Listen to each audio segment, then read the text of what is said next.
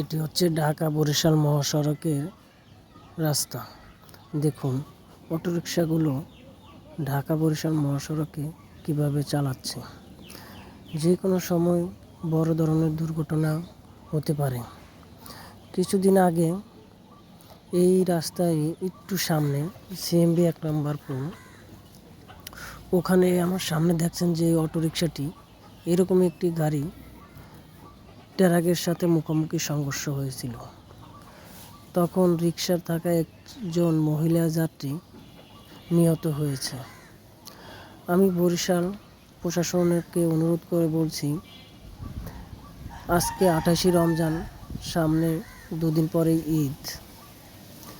এই সড়কে সবসময় ব্যস্ততম সড়ক এটি, বিভিন্ন ধরনের যানবাহন চলে।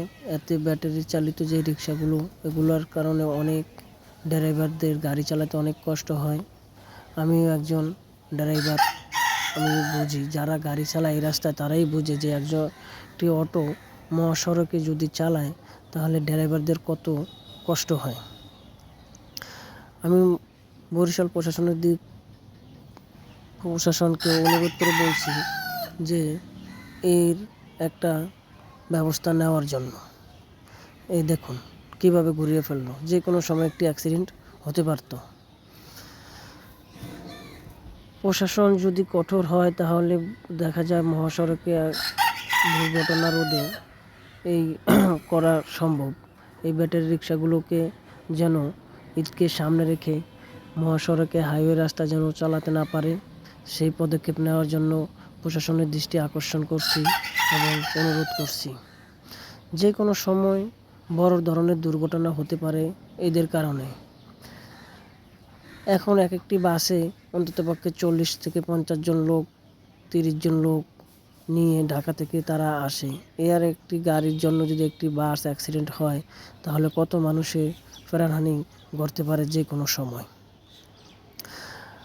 আমি আবারও অনুরোধ করে বলছি প্রশাসনের দৃষ্টি, এই ধরনের অটোরিকশাগুলো যেন কোনো মহাসড়কে না চালাতে পারে সেই ব্যবস্থা গ্রহণ করার জন্য বিনীতভাবে অনুরোধ করছি।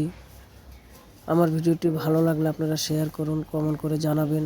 এবং প্রশাসন, এই দেখুন আরও একটি গাড়ি কিভাবে চালায় রাস্তার মাঝখান থেকে। এটি কিন্তু ঢাকা বরিশাল মহাসড়কের প্রধান সড়ক। এই রাস্তা থেকেই ঢাকা যায়। সামনেই হচ্ছে বরিশাল আমতলার মোড়, সেখান থেকে ডানে গেলে সামনেই বড় মেডিকেল, শেরেবাংলা মেডিকেল হসপিটাল। আমার ভিডিওটি লাইক কমেন্ট করে জানাবেন এবং ভালো লাগলে শেয়ার দিবেন। আসসালামু আলাইকুম।